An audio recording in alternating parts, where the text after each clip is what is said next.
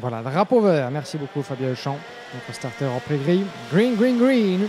The green flag has been shown to the drivers of the senior class as we're back with the top category of the IMA Series Benelux and one fantastic front row that we have for you guys with Eddie Goldstein and Sam Balota side by side, ready to rumble as they've been showing some flashes of brilliance as well all throughout the championship this season and on as for last year.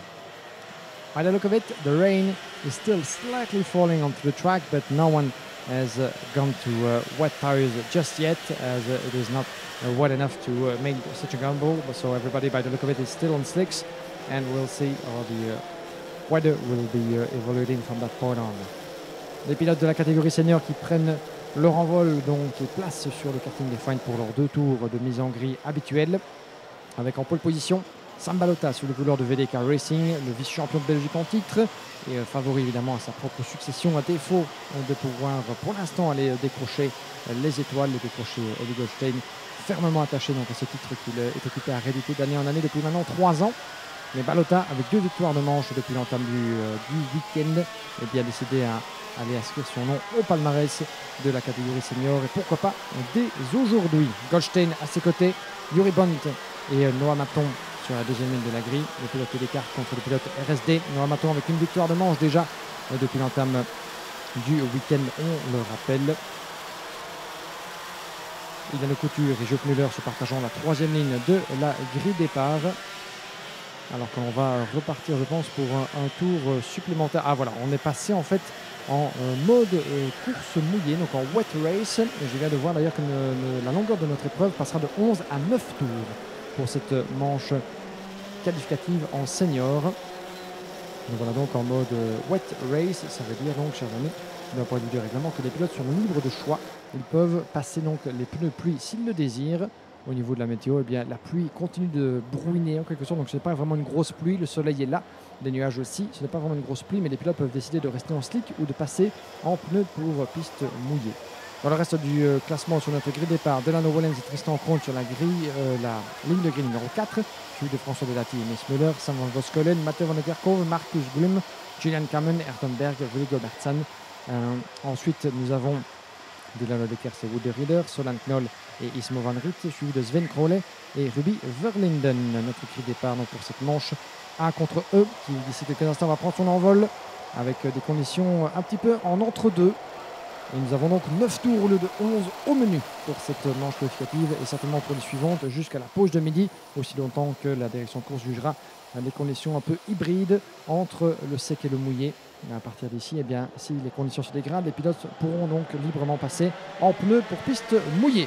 Les feux s'éteignent, on est parti ici à Mariembourg avec un excellent départ de la part de Yuri Bont qui prend la poudre d'escampette par l'intérieur du premier virage. Oh, et ça ne passe pas malheureusement pour le numéro 217 qui va taper légèrement le mur en extérieur du premier virage. Le numéro 217 en queue de peloton malheureusement pour lui qui va dégringoler dans la hiérarchie. C'est Noah Maton.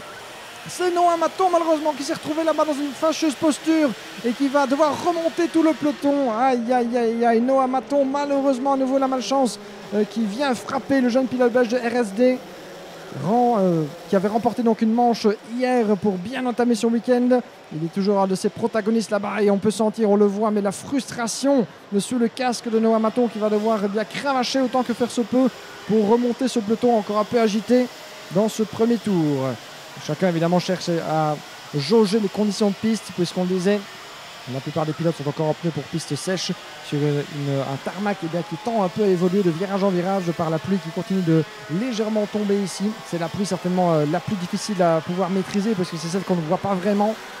La piste est mouillée certes mais pas encore de manière trop conséquente pour passer sur un autre type de pneu et surtout pour mettre les pilotes totalement en difficulté, même si d'un virage à l'autre, en fonction d'une roue mal placée sur un vibreur ou sur une ligne blanche un peu visqueuse, ça peut vous envoyer dans une situation très fâcheuse. Et malheureusement, dans la ça a été très très vite. Donc on n'a pas vu vraiment si c'était le résultat d'une mauvaise trajectoire dans le chef du pilote RSD ou d'un accrochage. On essaiera d'aller en discuter d'ailleurs durant la pause de midi pour vous ramener certaines de ces informations de course.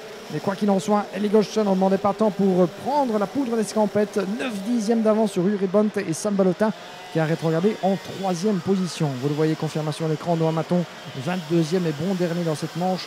Décidément sans dessus-dessous pour le pilote RSD. On va voir ce qu'il va pouvoir faire j'espère pour lui en tout cas profiter de ces conditions un peu changeantes pour se frayer un chemin dans ce peloton, même si il cravache toujours pour l'instant en toute dernière position. Eli Goldstein donc en tête pour la première fois. Oh, très beau dépassement là-bas, vous l'avez vu à l'image, juste à la corde. C'était sur le numéro, je n'ai pas pu distinguer malheureusement de qui il s'agissait, c'est plus loin dans le peloton. Goldstein, Juri Bondt, 5 dixièmes désormais. Ah, le pilote Descartes qui se réveille un petit peu et qui est en train de raccrocher avec le leader. Alors que nous avons une très belle bagarre là-bas dans le virage numéro 2. Ça passe à la corde pour le numéro 330. C'est Yann Couture en pleine explication face à Delano Wellens, Sam Van Voskuilen et François Delati. 4 dans la même image.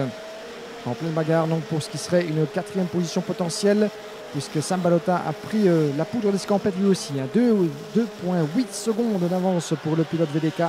En 3e position, bien installé là-bas. Il va nous faire la chasse à Juri Bondt, puisqu'il n'a qu'une seconde, une de retard en quelque sorte. Même si on le rappelle, la course a été raccourcie par décision de la direction de course et des officiels. On est passé de 11 à 9 tours au vu des conditions un petit peu changeantes ici à Mariembourg. On a connu pire évidemment dans l'histoire du championnat. On verra comment les choses évoluent, mais on peut toujours distinguer sur votre écran ces gouttes de pluie qui continuent de tomber. Et on se profile en tout cas vers un très beau duel. Oh, et vous voyez que ça tamponne là-bas dans le dernier virage. La bataille commence à faire rage entre les deux leaders, Eli Goldstein et Juri Bondt. Très très proche avec le soutien de Sam Balota, un autre des coéquipiers de Balota, le pilote VDK là-bas en pleine explication aussi. C'était très très chaud. Ça se passe au cœur du peloton. On y reviendra dans quelques instants. Et pour l'instant, la bataille fait rage en tête. L'écart est tombé à moins de 2 dixièmes.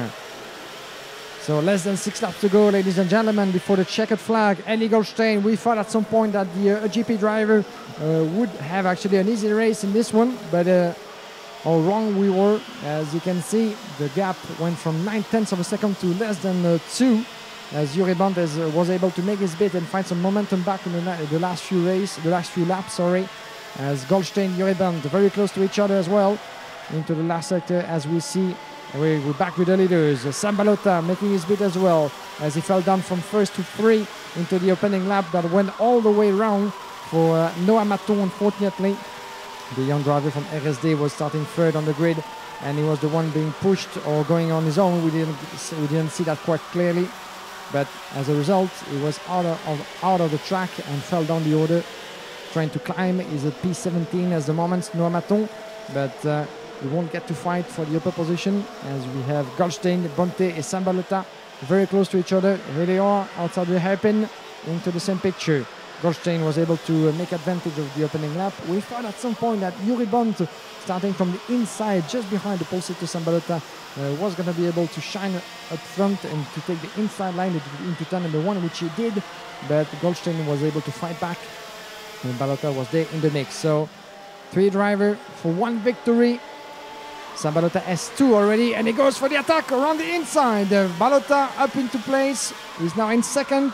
Juri Bondt still has some time, less than 4 laps to go before the checkered flag, but still has some time to go fighting back, as we have a yellow flag somewhere onto the circuit. At least I've seen a green, so there might be yellow somewhere as well. But I think I cannot quite see clearly what happened there outside of my box, but we'll get back to that. As for the moment, Goldstein, Bonte, Balota, your battle for the lead. For the back, Delano Wellens in 4th. Delati is 5th. From Sam Van Voskuilen, the 246 from VDK is being a little bit put into trouble. This is Mathieu van der Kerkhoven in strong explanation with Noah Maton. And as you can see, once again, we have a yellow flag being waved into the first sector at the turn number 11 on the far side of the track. We didn't get to see who was involved into that incident, but Mace Müller is nowhere to be seen in the classification, so I think that we lost the Dutch driver. Et 3 tours restants, chers amis, 3 tours restants. Un petit drapeau jaune là-bas pour Mace Müller, sans doute en difficulté, mais en dehors de notre vision malheureusement, alors que le numéro 330 continue et voilà justement, malheureusement c'est Mathieu van der Kerkhoven, effectivement, le numéro 246 de VDK qui va devoir, et qui a déjà mis pied à terre malheureusement, van der Kerkhoven qui va rejoindre Mace Müller dans la liste des abandons. Alors qu'en tête, la bataille fait toujours rage, 2 dixièmes entre Eli Goldstein et Sam Balota, qui a pris donc l'avantage au tour précédent, vous l'avez vu, sur Juri Bondt, qui s'accroche mais qui perd un petit peu en rythme malheureusement. Voilà les leaders dans le dernier secteur de l'escargot. Balota contre Goldstein, la bataille qui a fait rage durant toute la saison et qui aura finalement tourné à l'avantage du pilote GP. Mais le pilote anversois en deuxième position ne l'entend pas de cette oreille. Il voudra conclure évidemment sur la meilleure note possible. Même si le titre est perdu, il y a toujours la place honorifique de vice-champion de Belgique. Une opposition à laquelle il nous a habitués ces dernières saisons. Goldstein ferme la porte au virage numéro 1. Nous sommes dans l'avant-dernier tour. Est-ce que Balota va pouvoir profiter de meilleures sorties? Croise sa trajectoire et reprend son dû au deuxième virage.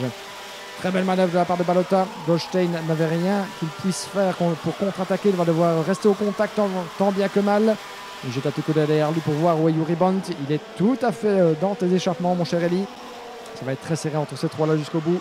Et ça pourrait peut-être profiter au pilote Télécart en troisième position. Si nos deux protagonistes éventuellement ne se comprennent pas dans les derniers tours, c'est pas ce qu'on leur souhaite évidemment.